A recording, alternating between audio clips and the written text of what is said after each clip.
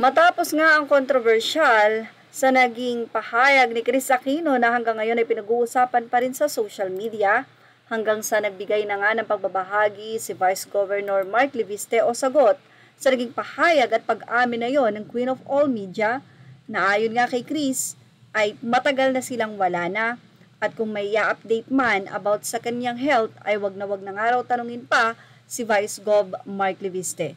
Actually, ang mga naging pahayag na yon ni Kris Aquino ay isang masakit sa pandinig ni Vice Gov. Dahil nakita naman natin kung paano mag-effort si Vice Governor Mark Leviste para lamang mabisita niya itong si Kris. Until na pati ang kanyang nasasakupan ay parang nagreklamo na. So isa yun siguro sa naging dahilan kung bakit parang sumuko na rin si Kris na ayon nga sa atin ay hindi naagaw ni Kris Aquino si Mark Leviste sa mga taga Batangas. Isa na rin siguro yon sa naging desisyon ni Kris na huwag nang ipagpatuloy ang relasyon niya kay VC. At ayon nga kay Vice Governor Mark Leviste, hindi na siya umaasa pa na mag-o-open pa ulit si Kris Aquino sa pag-ibig na ino-offer niya, lalo na nga't umamin na si Kris na may bago na nga itong pag-ibig.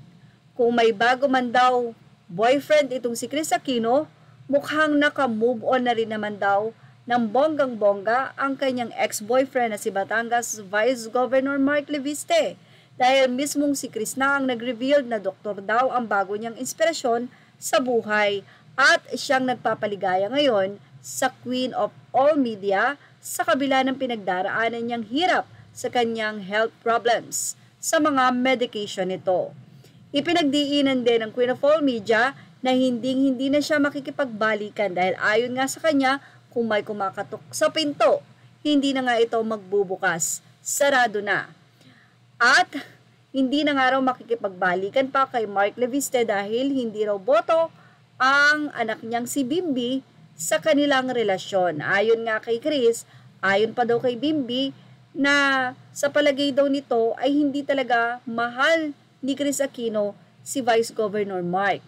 Ngunit may nakapagsabi sa amin na mukhang tanggap na rin daw ng vice-gobernador na pinagtagpo lamang sila ni Kris pero hindi itinadhana para sa isa't isa. Ayon sa source ng Bandera, may napupusuan na rin daw ngayon ang public servant na matagal na rin itong kakilala.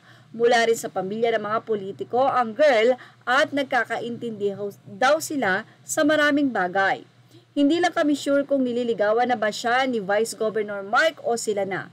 Basta ang say ng source daw, happy din ang heart ngayon ng kilalang politician. Samantala, naniniwala rin ang premyado at batikang showbiz columnist at online host na si Christopher Min na tanggap ni Vice Governor Mark na wala na silang pag-asang magkabalikan pa ni Kris. Sa nakarang episode ng Christopher Minute, sinagot ni Nanay Christy ang isa nilang listener na nagkomento sa kanilang talakayan na umaasa pa rin daw si Mark na magiging sila pa rin, na umaasa pa rin daw ang netizen na ito na magiging si Kris at Mark Leviste pa rin bandang huli. Aniya Neng hindi na, tanggap na niya, siguro to, tanggap na niya kaya lang parang gusto lang niya na isave pa rin kahit papano ang kanyang imahe sa pangyayaring ito. Yan pa ang naging pahayag ni Christopher Min.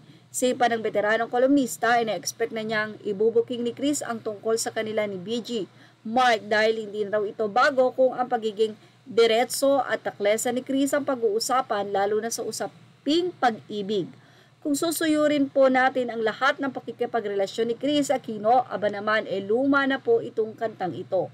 Sirang plaka na po ito kung tutuusin kaya hindi na bago ito. Yan pa ang naging pahayag ni Christopher Min. Sabi ni Kris sa interview sa kanya ni OG Diaz, last year pa sila hiwalay ni Mark. Yes, definitely walang balikang mangyayari. February, March, April, May, June pa, July na tayo. So magpa 5 months na yan. Ang tagal na nun, say pa ni OG. At para malaman ng taong nagkalabuan na mula nung November, sinubukang ayusin pero may mga nalaman ako na hindi ko gusto pero ayaw ko nang masabi ng more than that despite of the reason. Why? Part of the reason why it did not work out because I'm at the stage in my life na mas gusto ko ng tahimik and last post I had was back in May. I'd like to say na we're still friendly but a distance na. I kept quiet because mas matindi yung treatment na pinagdaraanan ko recently And ayaw kong ibalita sa mga tao na hirap ako, pagod ako, why should I burden people when everybody has their own burden na kailangan nilang malagpasan. So yan, naging pahayag ni Chris Aquino. Well, mukhang masaya naman na ang puso ni BG Mark Leviste. Ayan, mas mainam, pareho na silang happy ngayon. At yan ang ating Showbiz Now update. Images are all credit to the rightful owners. Thank you for watching Showbiz Now.